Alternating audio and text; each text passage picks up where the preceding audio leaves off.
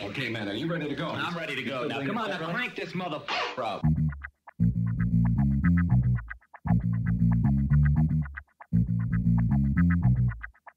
Break it down like this.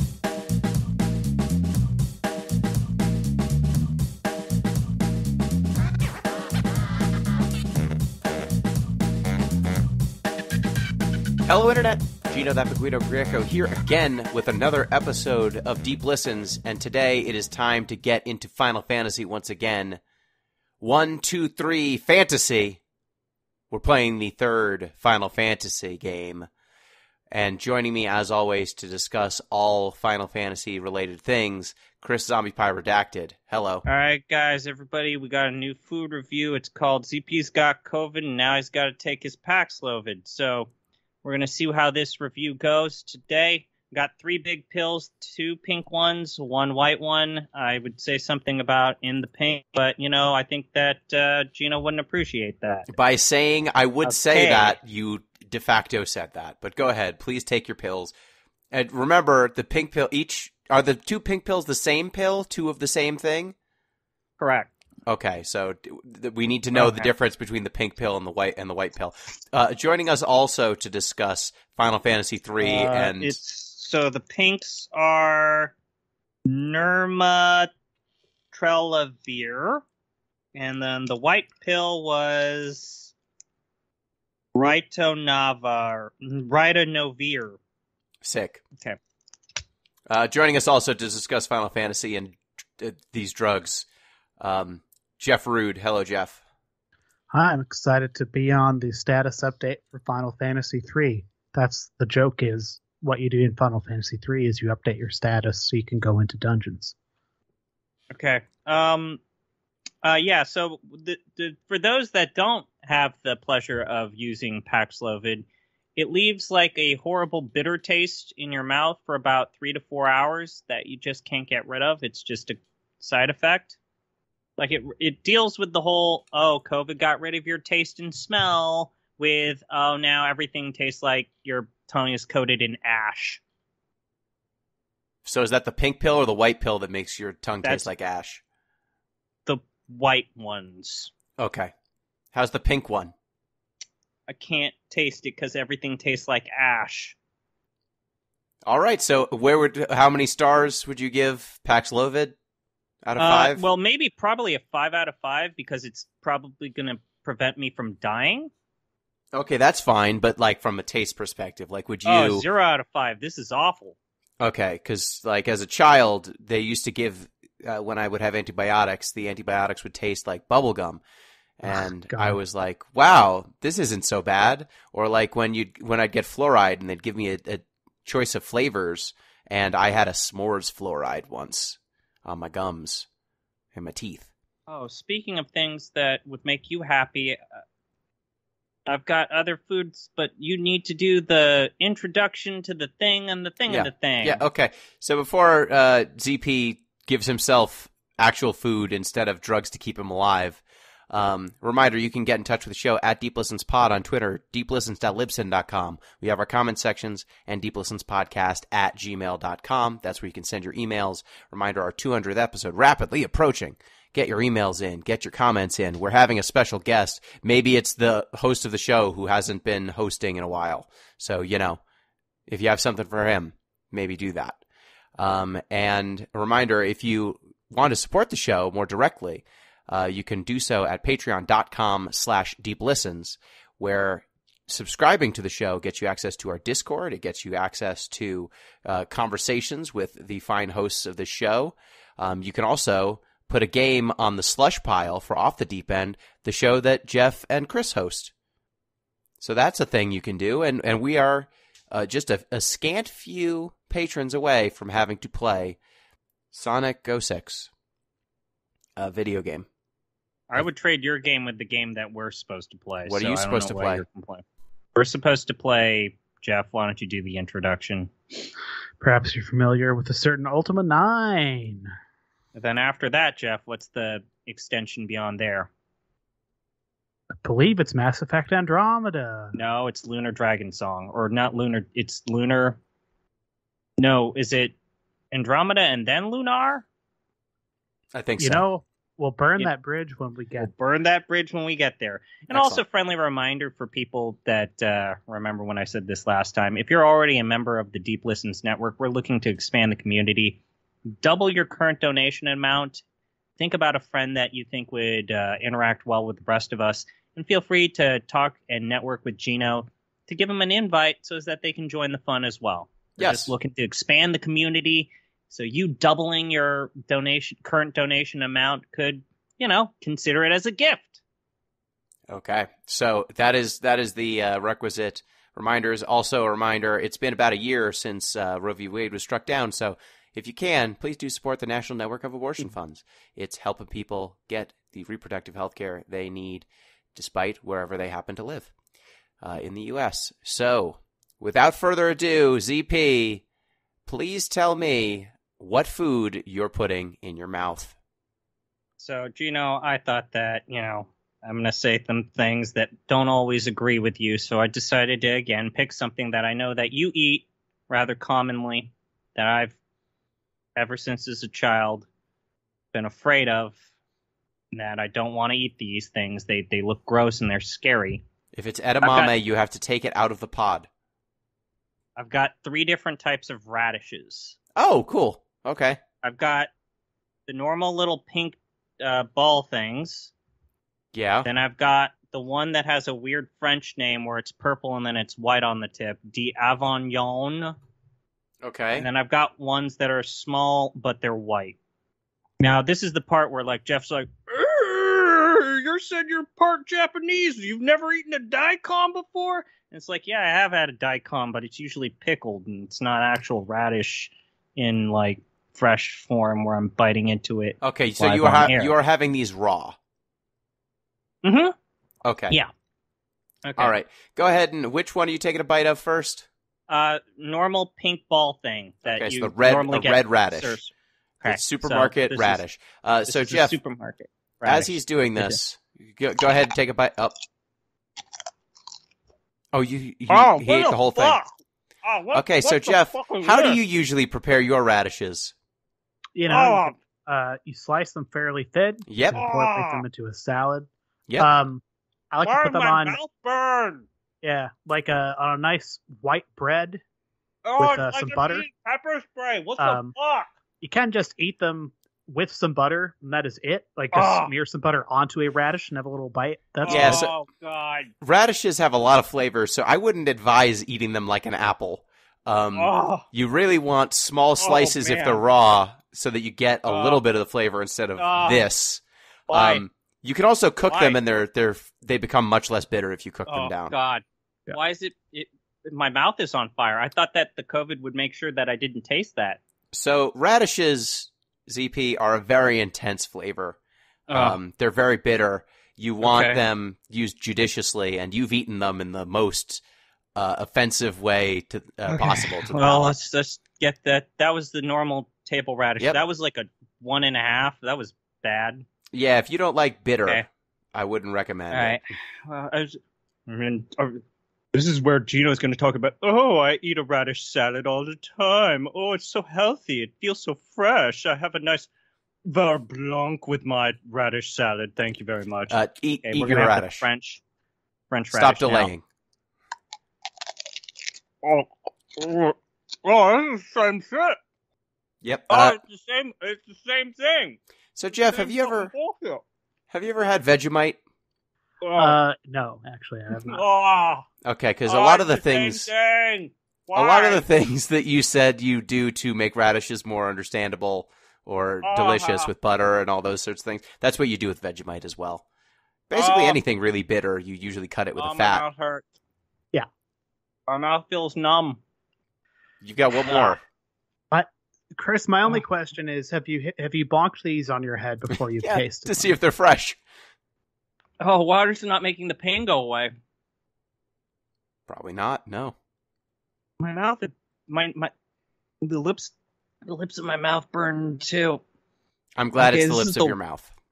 I think the purple one with the white tip, the Avignon, was a little bit better. It was milder, but it still had the weird, it tastes like I'm eating bear mace. Yeah. I mean, here's I unironically just enjoy what you're doing right now, Chris. To me, what you're doing is a yum yum food item. Yes. Like it's not a bit. It's not a ha ha.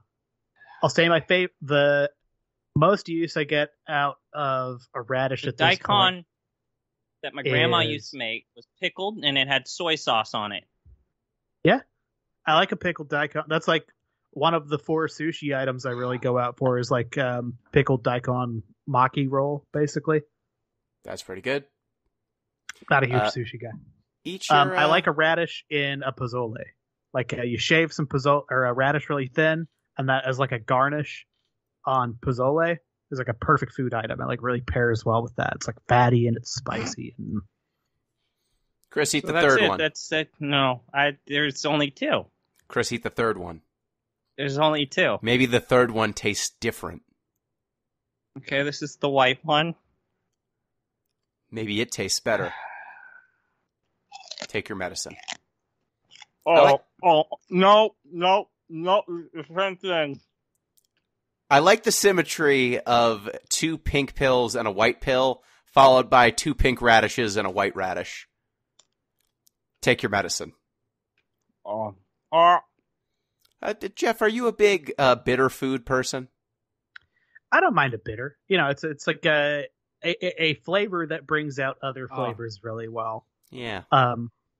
Oh. See, I've learned that I'm quite okay with bitter foods. I'm gonna throw up.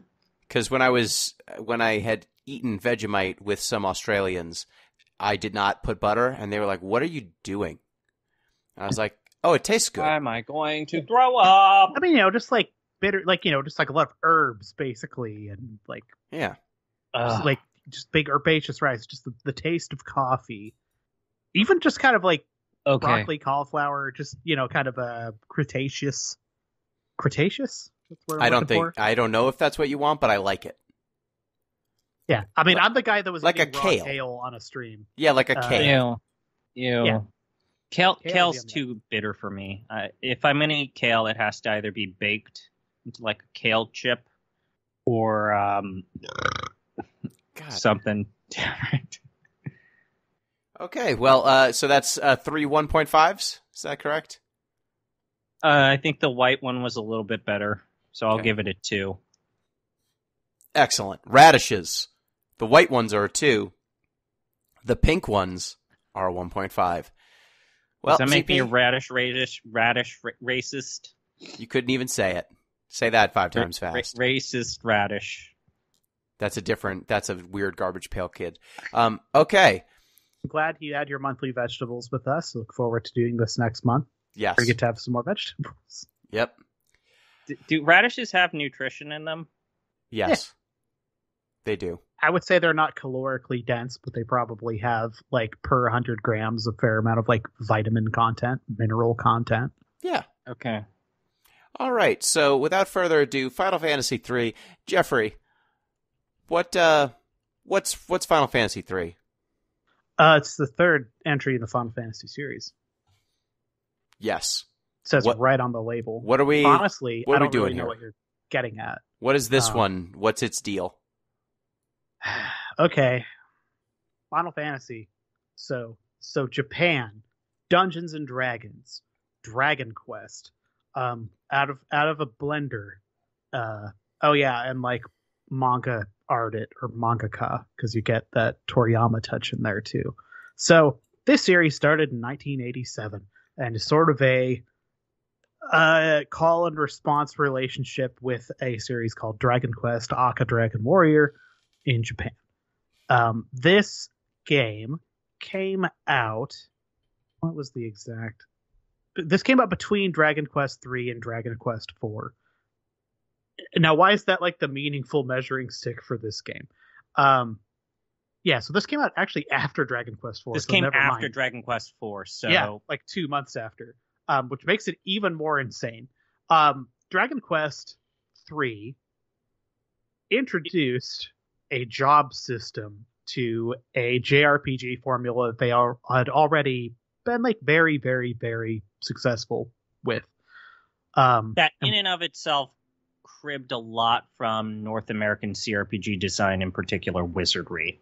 Yeah, continuing the bold tradition of filing down the rougher edges on CRPGs to make them palatable for the Shonen Jump aged Japanese youths. Final Fantasy III feels a little bit like a Keeping Up with the Joneses move to a game that was 2 years old when it came out, which is weird. There's a line of thinking around the Final Fantasy series where, at least for a time, the games kind of went mechanics game, story game, mechanics game, story game, and like a left foot, right foot kind of plotting motion. So Final Fantasy 1 has a job system per se, in the sense that you have 4 slots that you can choose from 6 jobs and build a party and play through the whole game.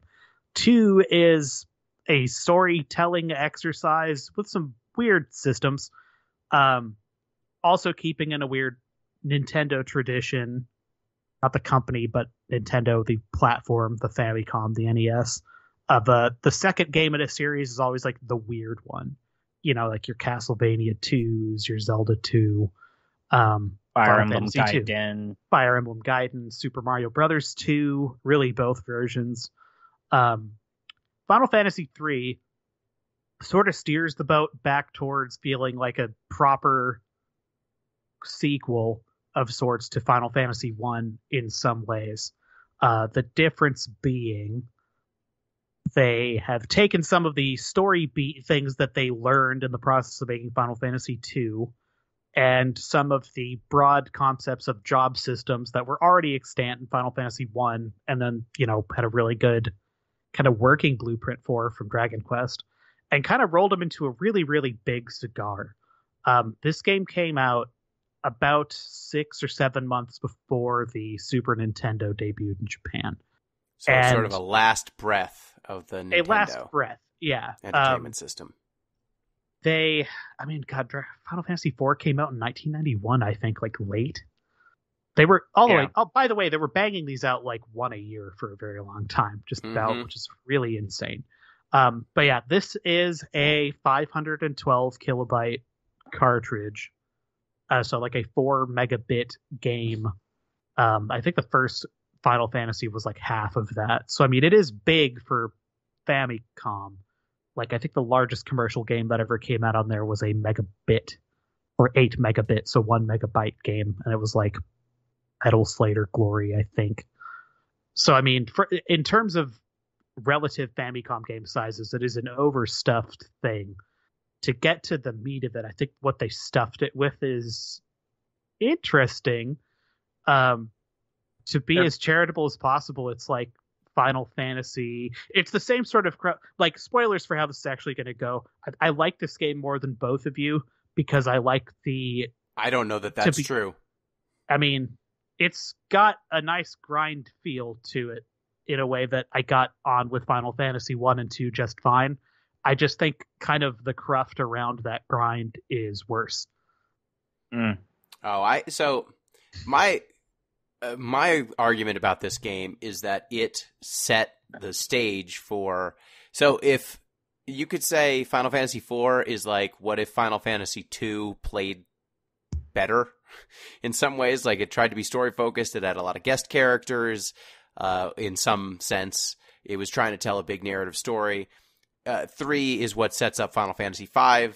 It's also what sets up Final Fantasy IX in a lot of ways. So the lineage of games that kind of adopt from others. I think that 3 is one of the more significant games from a mechanical perspective and from a storytelling perspective.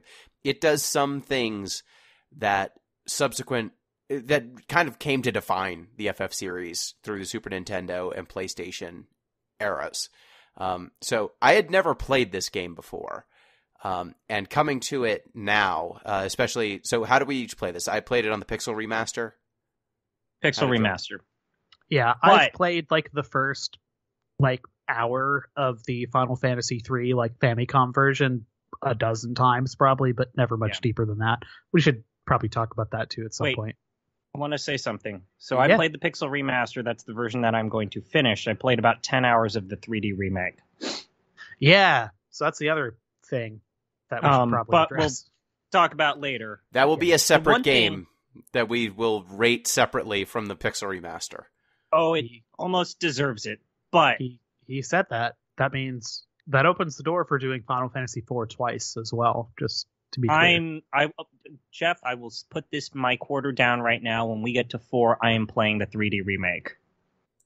Not the Pixel Remaster. We'll have to say which one of 4, because 4 also changes pretty drastically in 3D versus Pixel remake. Yeah. But what was your point, CP? I'm just going to say that in a lot of ways that this is both So first off, this game has a reputation. Even at the time, it was considered maybe hard when it first came out. And I think that part of its reputation is well earned once you get to a certain point. I kind of enjoyed the fact that I was able to play this game without really needing to turn my brain on, which is something that I usually enjoy out of these earlier JRPGs of sort. This is also a game that's a bit of a changing of the guard. People forget this, but while Hironobu Sakaguchi was definitely a great director and story writer, he had one very massive Achilles heel, which is he was not the best programmer. And so this is the last game that was done by Nasir Gabelli, who was an Iranian-American immigrant who was working in Japan on a work visa. And he had done Final Fantasy 1, 2, and I think he did a handful of other Squaresoft games. Yeah, he did the 3D World Runner, Rad Racer, and eventually he was the lead programmer for the Secret of Mana games from, I think, the first couple of games there. Or maybe just, Seiken Densetsu 2. But what people don't realize is that he's maybe the most important person to the early success of Final Fantasy and Square Enix that you've kind of never heard of.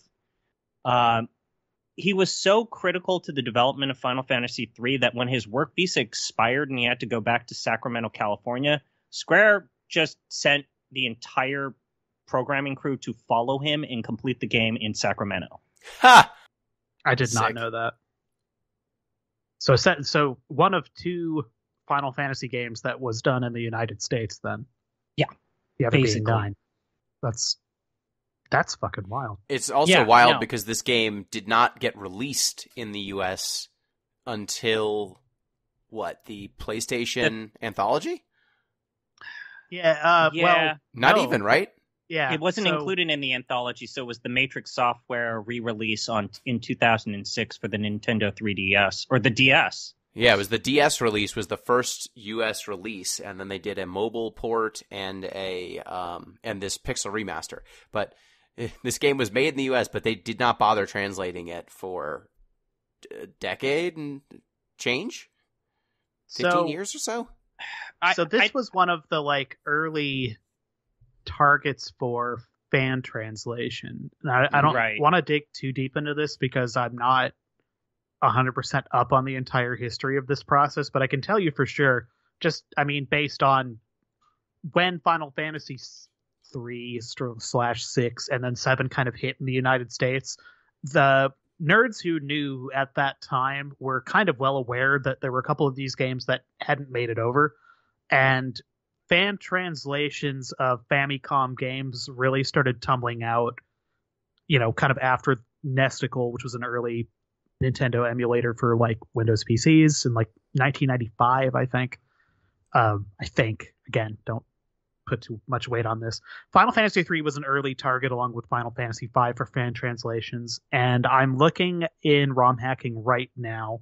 There are 3 unfinished Final Fantasy III translations that the earliest one dates to October 1997. The first one that's complete on here is from March 1999. I'll say, as someone who was engaged in a certain amount of piracy, that if you download a lot of full set Famicom NES sets, what you'll find is it's all broken into directories basically. So each game will be in a directory. If those games have translations, a lot of the time that directory will have 30 versions of the game, and it'll be the base ISO, basically your ROM image, plus a bunch of like ROM hacks, plus kind of a weird archival history of like every fan patch and fan translation. Final Fantasy 3 had like a lot. There were like several working projects to fan translate this game, and it's a relatively simple story, but even then there's, 90s and early 2000s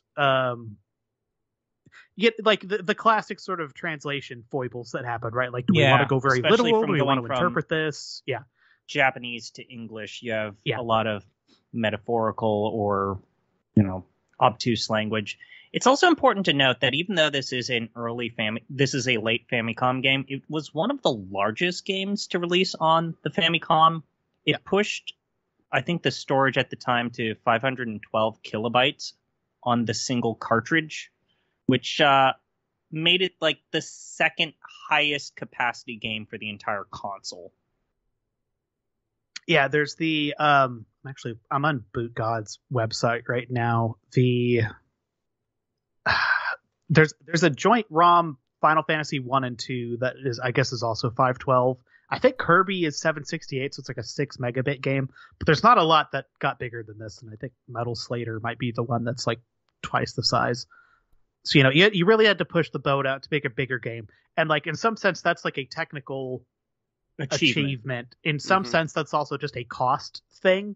Like it was, you had to procure basically these chips yourself to manufacture these games, or when they were manufactured, basically that was a cost that the company got to absorb. So the luxury of making a half of a megabyte game in 1990 had like a very direct upfront cost that Square or really anyone else got to absorb before they made their first dollar back. So the decision to go from like a 256 kilobyte character ROM storage chip to one twice that, I don't have like a dollar figure in front of me, but it was probably appreciable. These were not cheap chips. So could you tell visibly the difference by the cart, or was it just like you had to know that the chips were bigger in the plastic? I mean, they're about the same size. If you scrape off the like epoxy layer, they might look kind of different. I think it's epoxy, but it's not it's not like some of the cartridges that were taller. The only real major differences you would notice are like maybe the carts that were black, and what was it? Was it Irem that had the flashing light cartridges? I forget. Yeah, I mean, so Square, I don't know every single game, but like the Final Fantasy cartridges were white. Was like the weird plastic concession they had, but they weren't a company that had like a weird carve out with Nintendo to manufacture their own carts. Unlike Namco and Irem and Bandai, there's a handful of them. But yeah, I own Final Fantasy 2 and 3 for the Famicom, and I'm looking at them right now. And they're standard size Famicom cartridges. The weird one that Square did was actually a very, very late 93, early 94. They did a Final Fantasy 1 and 2 combo cart, which combo carts were rare in Japan anyway. There were barely any of them. And that is like a double height. It looks like an NES cartridge, like what you'd see in the United States, but it's like stubby. It's like 3/4 scale and kind of like chubby looking. It's weird. I should, and also doesn't have 3 on it, but that was, I think, the one weird thing they ever made. I copy this image and send it to you guys right now. But anyway, Final Fantasy 3. It might be also one of the most cursed games that, I mean, as cursed as Final Fantasy 2 is, like, every single time that they had made some sort of effort to bring Final Fantasy 3 to the forefront, like, they had apparently already put away money to localize it, but then, the Super Nintendo happened. And then, as Jeff maybe knows, this game was supposed to have a Wonder Swan color remake. Yeah. And then that didn't happen because, one, Final Fantasy 3 is kind of a weirdly difficult game to reprogram and re-envision. And then also the Wonder Swan basically died a death of 1,000 cuts while they were making it. Yeah, Final Fantasy 1, 2, and 4, if I'm not mistaken, all got Wonder Swan re-releases, but not 3, which is a little weird. And this is where we have to kind of like remember that the numbering system for Final Fantasy games in the United States was a really, really weird thing. So they skipped 2. If there's a game to skip, I guess that's the most understandable one. Yep. They skipped 3 because it was just so late into the lifespan of the Famicom, and you think about how long it would have taken to localize that game, and by the time it hits U.S., non-Japanese markets, it would have been like the Super Nintendo would have been a known quantity. There were other games that were maybe even better alternatives. Even in Japan, this game, when it came out, it looked bad because, again, as we said, this came out months after Dragon Quest IV. So, yeah, it was like one of the most cursed games. And to me, one of the things that I keep thinking about is how it is just such a painful highlight, as interesting and curious as this game is, and I liked it as well. It is such a painful reminder of like the gulf that existed with the Final Fantasy team versus the Dragon Quest team, because at this point the Dragon Quest team was running laps around them. So now turning our attention onto the actual game itself beyond the context. This game, it stars 4 nameless protagonists. Unless we're playing the 3D remake. Yep, 3D remake. So we're not talking about the... unless you're playing the 3DS version. Do we want to talk about the this DS now? version. What? Do we want to talk about how the DS version is a completely different game? No, we will say it is a completely different game and will be rated as such. We are not going to get into it today because eventually someone will pick it. But this game... Jesus Christ, I have to play this game twice now? But different. It's a different game. It's weirdly rebalanced. The whole thing. You don't understand how much ammunition you've literally just given Jeff. No. I know, because it's going to be a case-by-case basis, and if you don't think I will be weird and capricious about what counts and what doesn't, I will. I think we're good. Yeah. So this version is similar to Final Fantasy I. It stars 4 nameless protagonists. And unlike Final Fantasy I, where you picked your jobs at the outset, in this game, everyone starts as an Onion Knight, which is kind of your freelancer equivalent. You can use all the weapons, you can equip all the armor, but you've got no special abilities of any kind. And then you get to a crystal. I think it's the water? Is it the water or the wind crystal, the first one? I think it's the water crystal. Wind? I just hit the water crystal. It's the wind crystal. It's the wind crystal. It's always the wind crystal. Because wind sucks. No. You go to the wind crystal, just like in FF5. You go there first, and you get access to jobs, which are basically very similar to the jobs from FF1. So you get White Mage, Black Mage, Knight, Monk, Red Mage, and am I forgetting one on the first crystal? It is. Oh, it depends on which version. Warrior, of the Monk, game. White Mage, Black Mage, and Red Mage. Okay, so it is those 5. Yeah. So you will probably set up your party with some mix of Monk and Knight as your melees, probably a White Mage, and then maybe a Black Mage or a Red Mage. It really depends. Similar to FF1, you buy spells at stores. And every character can memorize up to 3 spells of any given level, because this is Vancian magic again. Yeah, so that's the first thing that I want to say is I'm glad that they actually preserved the Vancian magic with the Pixel remaster. In fact, they did that. They preserved that part of the mechanics for all of the Pixel remasters, because not to bring up the 3D remake, but that version uses MP and HP, and I feel like needing to strategize your spell slots is a core mechanic with those magic-based jobs. Especially in the original version of the game. And for those who don't know, Vancian magic means instead of having a pool of MP that can be used, or magic points that can be used on any spells, with each spell having a discrete cost, Vancian magic says that there are, I think it's 7 levels of spells in this game. Each level you can memorize up to 3 spells, and then you have a certain number of casts of spells of each level. So you might have 5 casts of your level 1 magic and 1 cast of a level 2 magic if it's early in the game. As you level up, you'll get access to more and more uses of spells.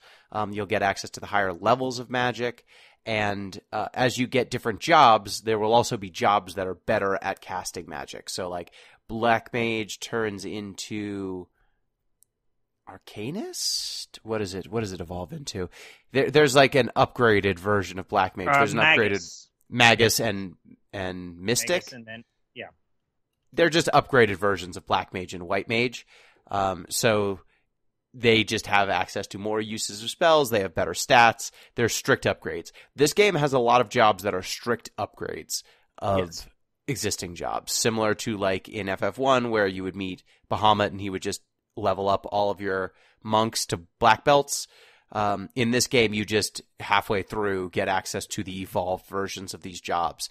And so any job that has an evolved version is immediately dinosaured as soon as the meteor comes and it wipes out all those early jobs. All the job levels you spent on those jobs, throw them in the trash. They don't matter anymore. And when I say job levels, that is a thing that they added to the Pixel Remaster. You have levels that your characters get, but you also have levels of affinity with each job. And your affinity with that job will dictate the number of hits that you deal out. And then I believe it also... So it's the number of hits with your physical attacks. It boosts those. And I forget what the second thing it augments. It might be like a defensive stat or something. But it's very minor what that does. Yeah. The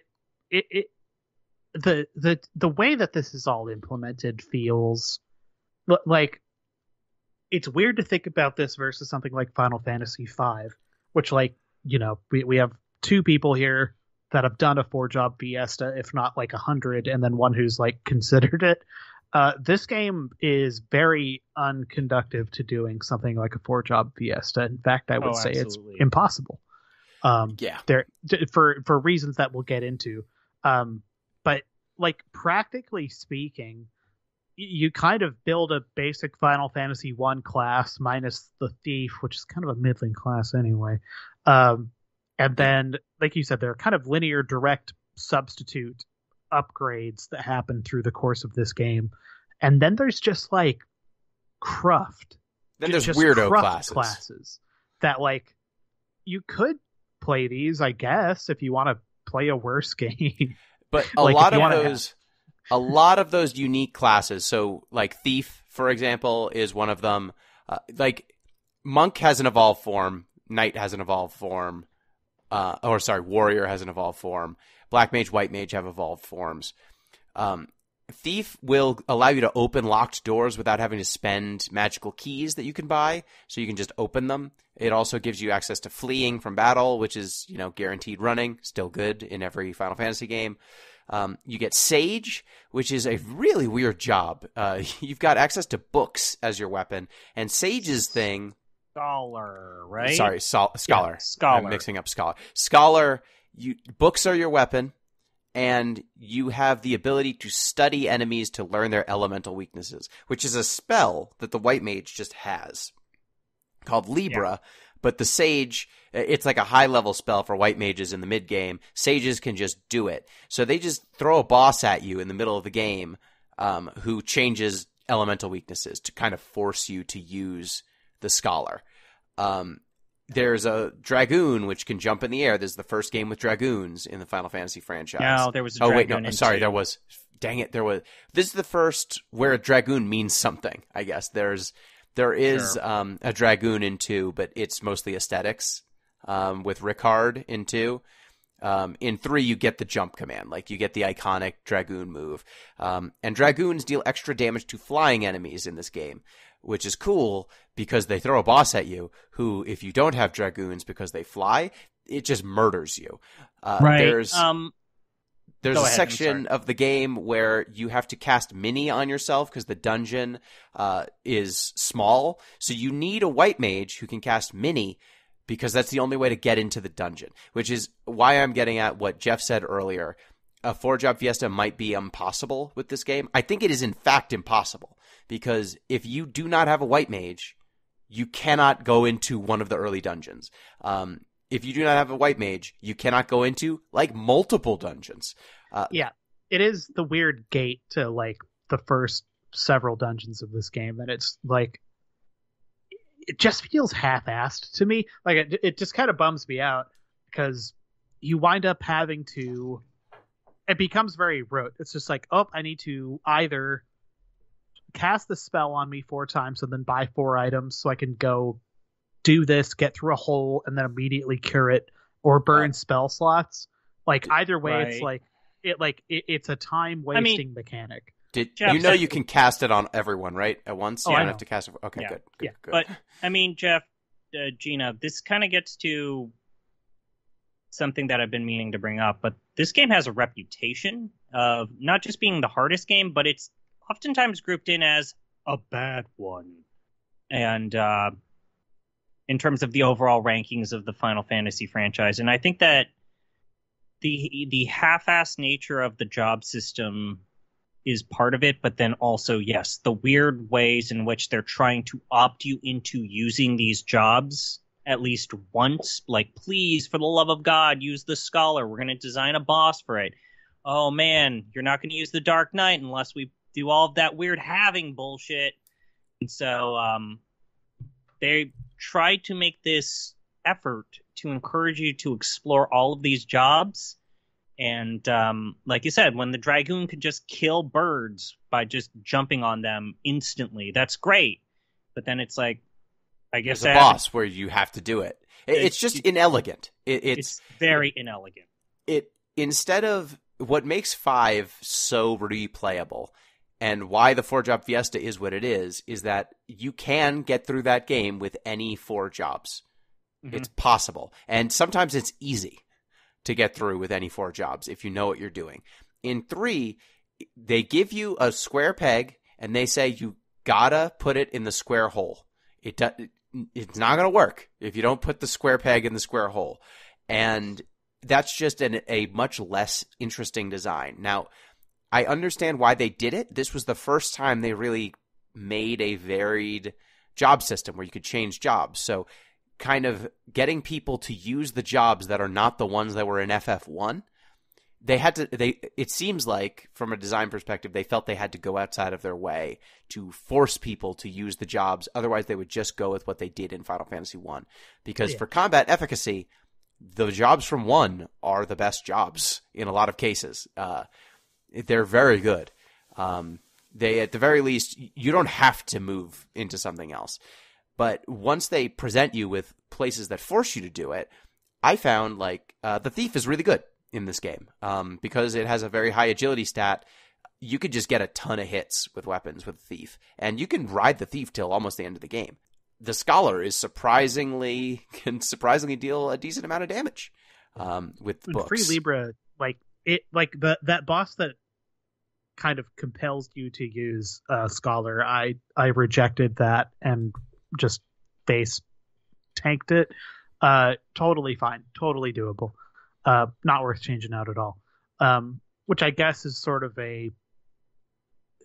suggests that you can, in fact, sort of compel this game to just get played by you and not go through it. Like, generously speaking, everything is just like a weird tutorial. Just like, have you considered using this other class? Here's a use case for it. You go, oh, wow. Practically speaking, said it's a lot of like square pegs and square holes. I mean, to highlight it, I got to the part of the game where you're virtually forced to use the Dark Knight, and because I had not spent any of my money on Dark Knight equipment and had spent all of my money on things for other classes, when I got to that part of the game, it's like, yeah, this is a little harder, but I guess I'll just use Dragoons, and I guess I'm okay. And maybe a black belt to like mono people, but I mean, my move, you can still slop through certain parts of it. As a result. My move for some of that stuff was just to have a Thief and flee. And I would be like, I guess this dungeon's not the one where I'm getting experience. I bet I'll be able to make up for it in the next dungeon. And just everything. The only consequence to that, as you probably know, Gino, is that this game really wants you to grind. This game wants you to grind a lot. It definitely does at the end. And I think if you just go through fighting every battle you encounter, you'll probably be at the right level of the boss, assuming it's not one of the gimmick bosses. Mm-hmm. But then by the end of the game, you're going to have a minimum amount of HP. Otherwise, the final boss will just wipe you. But we'll discuss that another day. So what are the other things? Like I said, you start the game with Onion Knights. You go get the Wind Crystal jobs. You get sent on a little adventure. You have to go rescue a princess at Castle Sasune.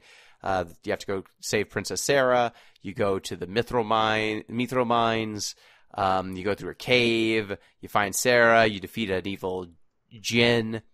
Sarah joins your party as a guest character very shortly. And that's a theme of this game, is you getting a guest character for like 5 minutes and then dropping them off at their drop-off point, and then them going, I'll see you later, I guess. It's weird that it's like one of the only carryovers from Final Fantasy 2 to 3. I mean, the guest character system even carries over into 4, but at least the guest characters in 2 and 4 were like, had moves and did things in the game, and you had to actually like use them, whereas the guest characters here are just tagging along, saying things during certain parts of your adventure. They just stand behind you and follow your character, and you can turn around and talk to them. That's something that they changed with the 3D remake, where they did like weird like Marvel vs. Capcom things where they would jump into combat and either give you some food so as that your characters got healed up, or they would like summon a giant monster and now everything's dead. They're assist characters kind of in the 3D remake, but in the version we played, they just walk behind you and you can turn around and talk to them occasionally. They don't say that much. And, Sarah joins you. She leaves. She's your love interest, I guess. She says she loves you all the time, or she implies that she's got a crush on your character, but then you just leave her and you can't really talk to her, or she doesn't have much to say for the rest of the game. Then you get Sid and an airship. Sid he's the titular Sid of this game. He just deals with airships again. You get this airship and you try to fly. You need to you're kind of locked in this small little mountain range. Airships can't go over mountains in this game. So you fly the airship into a boulder that is clearly destructible, and it blows up the boulder and blows up your airship. So you lose the airship almost immediately. You walk to the next town. Sid finds his wife. His wife is sick. You can give her an elixir. If you give her an elixir, she will give you all of the treasure chests in her house, basically. Right, so there's an item use mechanic, which is also another carryover from Final Fantasy II. Mm-hmm. It's a little bit more elegant here, but let me tell you, you can't screw yourself over with that elixir one with Sid's wife, because you could just pick up that elixir and then use it. And then now you're just screwed? You have to wait until you get another elixir naturally. So normally, the items that you use for characters are like, oh, you've got poison, I guess I'll use an antidote. It's interesting. It's interesting. And it's one of the weird ways that this game goes about having side quests, which I guess this is something that the first two games didn't really have. They didn't really have side quest or optional content for you to complete. Whereas this game's got a lot of side content, a lot of side quests, a lot of weird vestigial or optional stories for you to pick up on. So, and that's again, pretty different. This is a big step forward for the game. You don't have to cure Sid's wife. If you don't do it, you don't get the items, and I don't think Sid likes you as much. But you can do that. There are optional dungeons. There are optional bosses you can fight. And that is a pretty big advancement from 2 and from 1. You also once you get Sid, you get the airship. Airship breaks down. You then need to go to a dragon peak where Bahamut is at the top, and you need to run from that fight. It's how the game tutorializes you to run. Desh joins your party next, and he gives you the mini spell, so you can get into the next dungeon. This is one where you have to mini yourself, and because you have to cast mini on your whole party to get into this area, the dungeon basically requires you to make everyone magic-based characters, because your physical attacks will deal 1 damage when you're mini. Right. And so this is where I feel like they didn't really process the consequences of having this limited game design, because let's say, for example, you're like a lot of people who went into this game. It's like, oh, I'm just going to create my party from like Final Fantasy 1, like the good old times. And now at this point of the game, if you didn't know that this barrier was coming here, basically you're going to have two characters that can't do shit. Yeah, you need to go buy spells for them, and you need to make them into white mages or black mages if you want them to deal damage in this dungeon. Or run from everything. I don't think there's a boss in this dungeon, so you could just run. But once you get through, you end up at a Viking cave. There's a dragon, the Nepto dragon, that is hanging out and killing everyone who tries to leave. If you try to leave the cove where the Viking ship is, they give you a ship. So you kind of have to hug the coast. You can get to a temple. That temple, again, is a temple where you need to shrink yourself down so you can beat a giant rat, which has taken the eye of a statue. You put the eye back in, and the soul of the dragon is restored. You can also try and fight that dragon, but it will kick your ass. It will kill you. It is nigh unbeatable. It's actually impossible to beat. If you, like me, you try to beat it, you'll find out that it just instantly restores itself after you off it once. Yes, if you use cheats or something, or you turn on the assists in the Pixel Remaster, it will just regenerate. It is actually unbeatable. So once you beat that dragon, you get a ship. So true to fashion, actually, I guess this is one of the first FF games that does this, right? It happens, yeah. Where it gives you a bunch of different vehicles. So you got the airship breaks down. Now you've got a boat. The boat lets you, and you get a canoe even earlier. I forgot to mention the canoe. You get the canoe first. This is one, is it not? Like there's a canoe in Final Fantasy 1. There is a canoe, and there's a ship, and then you can fly, right? Yeah. I just feel like there's more. It's that, but more. It does feel big. Like that's the real, like, note here is it feels like the game does a thing that we're getting to very soon, where it's like the world is actually surprisingly big. It is, especially for an NES game. It kind of fucks with you up front because, like, you get to a point, we've just about gotten here, where, like, there's a person in a town, so it's like, hey, if you run around the entire world and come back and prove it, I'll give you a thing. And you're like, wow, that seems crazy. And then you get on a nearby chocobo, run around the entire world map, and you're like, that took like 2 minutes. This game is tiny. And then shortly thereafter, the game's like, actually, nah. Yeah, so you get the boat, you get access to some optional towns, the ancient village, there's some dungeons that you need to deal with.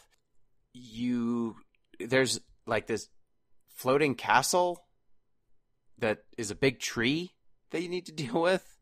Right. And there's a dungeon that you need to toad yourself.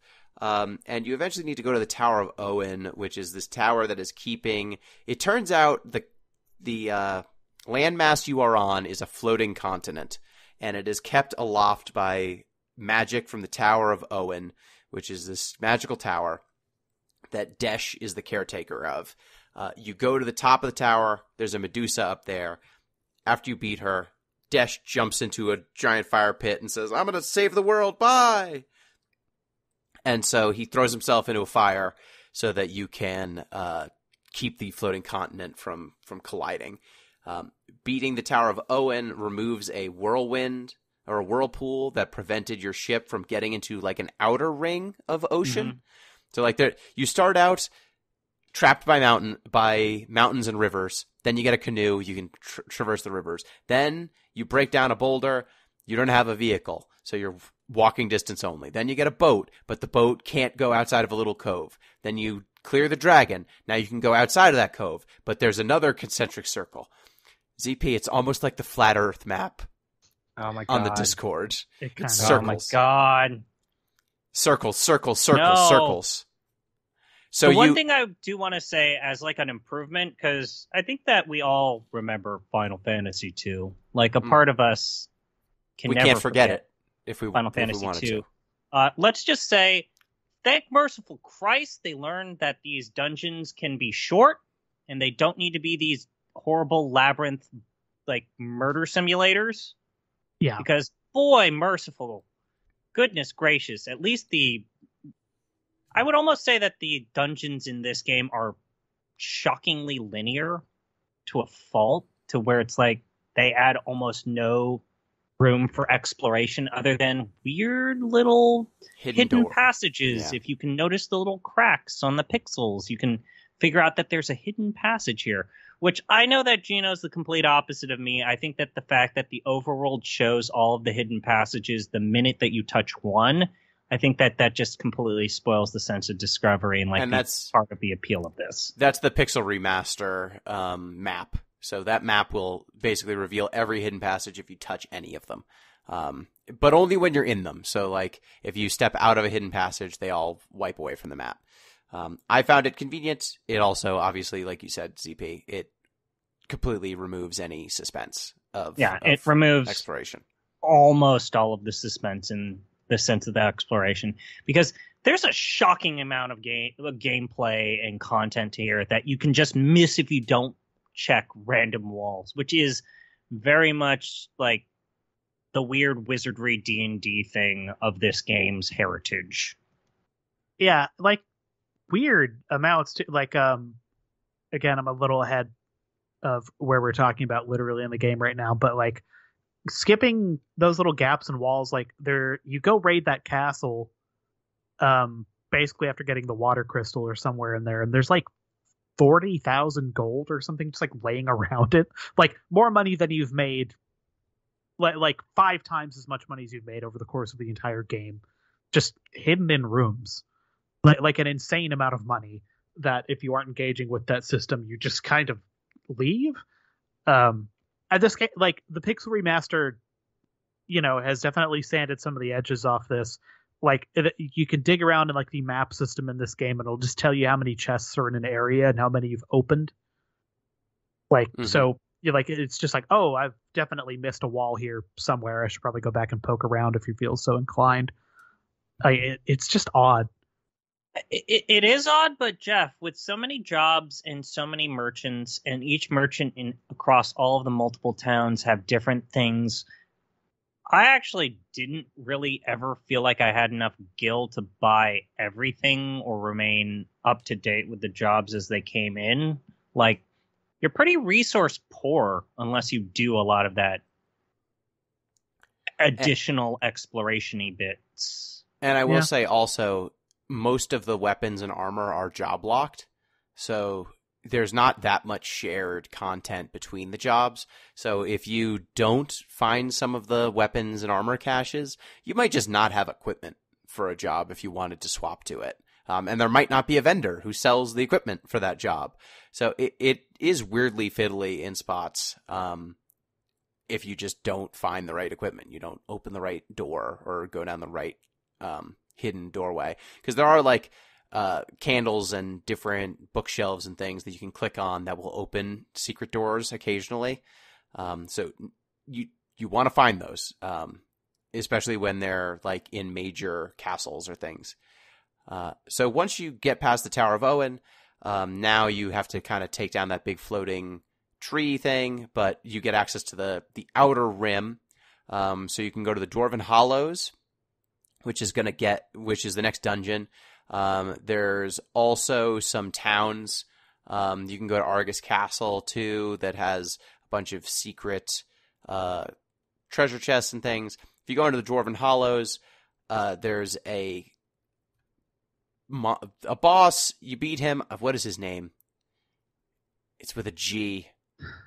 This is the class one, or the switching around his elemental affinities one? No, it's the guy who you beat him and then he sneaks behind you in your shadow, and then you have to fight him again.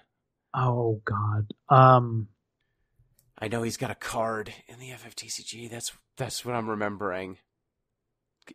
I'll remember. If it's not abundantly clear, these aren't necessarily like developed characters. No.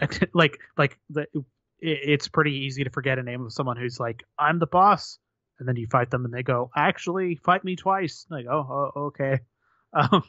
If you say so. Yeah, sure. Gutsco. You like Thundara. Gutsco. That's his name. Gutsco. Yeah, so you fight him at the bottom of the Dwarven Mines. He comes back up. He steals another they have basically icicles, like magic icicles. He steals them. You have to then chase him down a molten cavern where most of the enemies are fire. So, you can beat them with ice spells. Fun thing, this dungeon has lava, but you do not get damaged when you are in the lava. So that is different from most Final Fantasy games. Once you get to the bottom, you defeat Gutsko, you get some items, the dwarves help you out, and now you have the ability to go to Heinz Castle, which is the big floating castle. It's a tree and also a castle, and you need to use the mini spell again to go through doors. Surprise. You get the burst of jobs. I think the molten cave has the fire crystal in it, so you get a burst of jobs there. You'll get the scholar, and then the scholar is what you're supposed to use against the next boss, which is Hein, who can do basically weakness swapping. That's his whole thing, is he changes his weaknesses every 2 turns. So you deal a lot of damage to him with magic, so you really want to be exploiting those weaknesses if you can. You can slop through it with just physical attacks if you want to. Is it around here when we learn of the best thing that we have to a recurring antagonist, which is Zand? I think Hein... Zande. Hein is basically said to be like, disciple of Zand. And yeah, he was cool, and evil. Then Zande made him evil. Zandy. So it's late, but we finally have this notion of a villain, notion of a driving antagonist. Yeah. And so you defeat Hein, you get access to a new airship. And when you do, it turns out the continent you're on, they said it earlier that it's a floating continent. Now that you've got an airship that's not blocked by mountains, you can just go over the edge of the world. And if you fly over the edge of the world, you are on World 2, kind of. It's a completely new map that is completely different from the first map. Like, it turns out the entire map you were on before is a tiny little speck. Almost the entire landmass is covered in water because there was a cataclysm on the lower world, while the floating continent was safe because it floated. And I think this is where we'll leave it because we've gone through 2 crystals. But this is the first FF game that does a big world change, which was, 5 did this a lot. 6 did this. 7, 8, 9. I think basically all the Super Nintendo and PlayStation games did a big world change at some point that really drastically changed what things look like. In 7, it's more like just there's a meteor and it's scary looking. But in 8, the last disc is very different than the first 2. 9, last disc, significantly different. It also changes with mist and no mist. The ruined world in 6.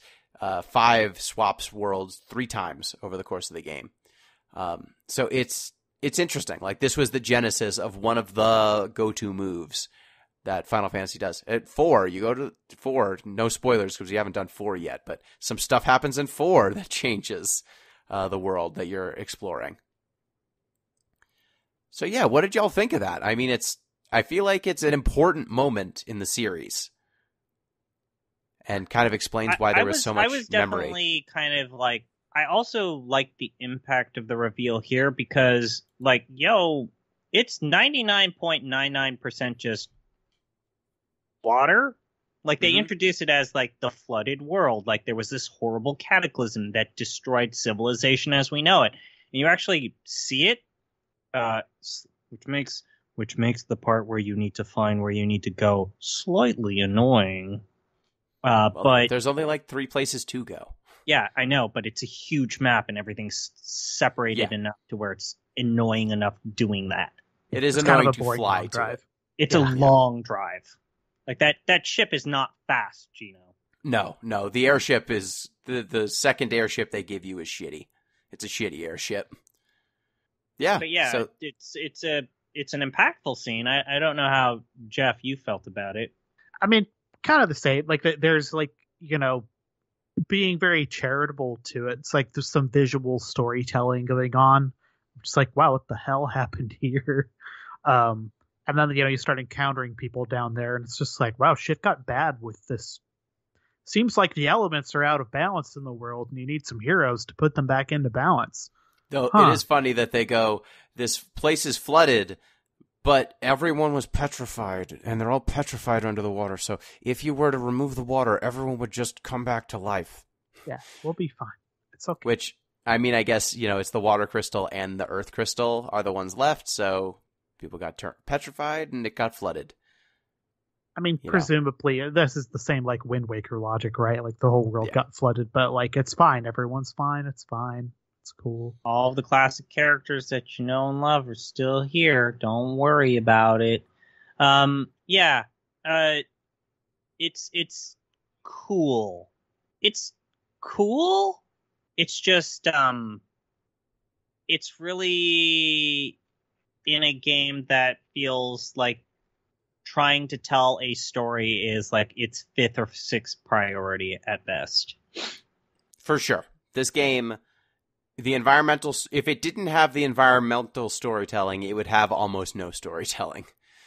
It's got some characters who are following you around who say like 3 things and then they die or they leave your party. And you are basically going up to a person who's a quest giver. They're saying, go do the quest. And then you come back and they go, thank you for doing the quest. And it was around here where I felt like, so I guess this is the point. I'm going to try and test out these different jobs. I'm going to see what each of these are like. And then I realized that the game is slightly punishing.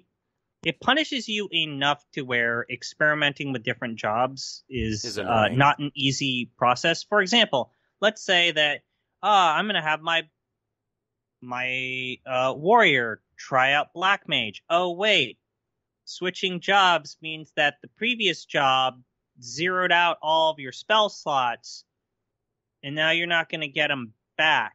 You need to get your uses back by resting at an inn, so that 2 seconds that you swapped from a mage to something else means that you forgot how to do all magics. All your uses are gone. And the worst part is when you rest, and you rested as a warrior. Yep. Your warrior's not going to get their spell slots back. They're just still at 0. So you got to rest again as a black mage so that your spells come back. It's finicky. It's not the worst, but it's definitely more annoying than it needs to be. And then we haven't fully gotten to this part of the game where it's like, oh yeah, by the way, this is a JRPG from the late 80s. I feel like kicking your teeth in. Nice, bye. But yeah, then that happens. And then what's really annoying is so this version of the game, it doesn't punish you as much as 3D Remake, where if you're trying to use jobs that are new to a character, that you really are just completely handicapped in that regard. But you can definitely tell that there is some sort of driving mechanic. I think it's the job proficiency system, to where characters that are new to jobs do less damage with spells or less damage with the special weapons that job is supposed to use. They just have fewer hits. Or they have fewer hits. That is what it is. I'm telling you. So, as you level up the job level, it just gives you more hits per attack. And if it's a magical-based attack, then it's just going to be a proportion damage, so that the spell does less damage overall. It's a little bit of a bonus on your magic casting stats. But as a result, when you have to swap characters out of certain jobs, because let's say that you used all of your spell slots, I got to swap them to be a physical attacker now. You might as well just pop out of the dungeon, because the character's not actually going to be able to do all that much, or it's punishing enough. It's not horribly punishing, which is what I thought that I was signing up for, because again, a lot of people present this game as being the hard one, or the bad one, or the one you don't want to go back to. No, we'll get to that. This isn't the part.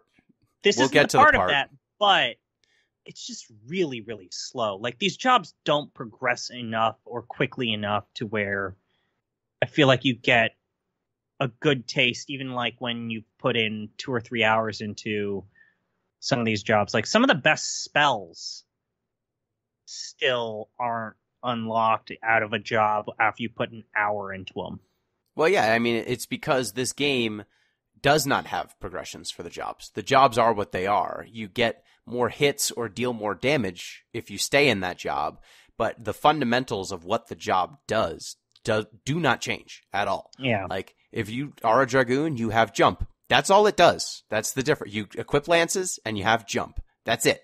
You're not going to, like, unlock... It's very Lizard Brain. It's a very Yeah. BF Skinner approved game. It's a game that just doesn't... It was a more basic adaptation. Like, since we've played 5 first, you can feel where this is going to go. But in this version of the game, they hadn't gotten around to figuring out, okay, there should be levels and there should be abilities on these jobs that incentivize you to stick with one instead of just jumping around. There should probably be hybridization so that you're not just stuck in one job feeling like if you change at any moment, you're going to lose all your progress, and so it's bad. So, like, 5 gave you hybridization so that you could take some of the stuff that you got from your old job and bring it over to the new one. Like, all of those things are coming, but they're not here yet. So you've got these jobs that are just, you know, which of the 2 or 3 jobs does the best damage? Those are the ones that matter. Or if it's a gimmick boss or a gimmick dungeon, you need to do the gimmick. But there's not a lot of expressiveness to this system, I don't think, right? No. Like, you would want there to be a reason to use the Viking or a reason to use the Scholar beyond the gimmick boss. And there really isn't. Those jobs just get outclassed by other jobs that do damage better. And so that's why they went with the gimmicks, but it leaves everything feeling a little bit flat at the end of the day.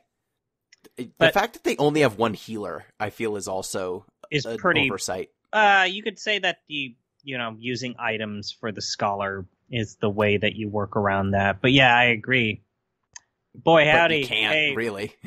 Hey, Jeff, doesn't that remind you of a certain game that we're playing? One healer, and the only other option are potions? Thanks for bringing that up. All right, so I think that'll do it for 1, 2, 3 Final Fantasy. Oh God, is that the name of these podcasts? I was thinking 1, 2, 3 Fantasy. I really like Status Update. Status Update's not bad either, but I always go with a number alliteration in the name. It's clever. So when we come back next time, we will talk about the back half of Final Fantasy 3, the part where it gets bad. Yeah. But for now, everything's fine. It's a pretty good, smooth ride, straightforward. It's better than I thought it would be, but not incredible. Oh, I'll ask you both, what music are you playing with? Whatever the default was. The Pixel Remaster default. And then I did check out the original, but... I have exclusively run it on that original. I think the remastered soundtrack for this is kind of naff compared to the Famicom one. I like my some crusty blips and bloops. Yeah, the Famicom soundtrack is the Famicom good. Boss theme in particular. I feel is strong. I'm gonna tell the audience to put a bookmark on Final Fantasy 3 music. I do really like that the Final Fantasy 3 combat music and some of the other themes have echoed through the series. Like, you can hear FF3's battle music in some of 5 and 9 and some of the games that feel like they're in the lineage. It shows good music. Compositionally good stuff too. Like, it just shows Uematsu like maturing a lot. Like, yes, and, he's given a lot more oxygen here, obviously, on like the bigger cartridge. But it's just an impressive Famicom soundtrack overall, and worth checking out. There's a reason why 3 gets some songs in the concert series. Beyond the opening title screen music. Like, Final Fantasy 1 gets the title screen music. Get Matoya's Cave. Matoya's Cave is dope. Yeah, it's good. But that's it. That's all that 1 gets. 3 gets more. All right. Well, that'll do it. Thank you, ZP. I think I'm not going to review any more vegetables on this podcast. I'm caling it a day. Thank you, Jeff. If you make another vegetable pun on this show, I'm going to carrot you to death. Well, you could say we Been there, done that. Yeah, I'm not turning up to another one of these. Can I get some peas and quiet? We're gonna root out all of the problems going on this show. Been on my mind. All of these rhubarbs that you've slung in my direction. You know, will not Gino, go you're unanswered. amazing. Bok choy. All right. If you want to get in touch with the show, you can do so at Deep Listens Pod on Twitter, deeplistens.libsyn.com. We have our comment sections, and deeplistenspodcast@gmail.com. You can support the show on patreon.com/deeplistens. Till next time, peas.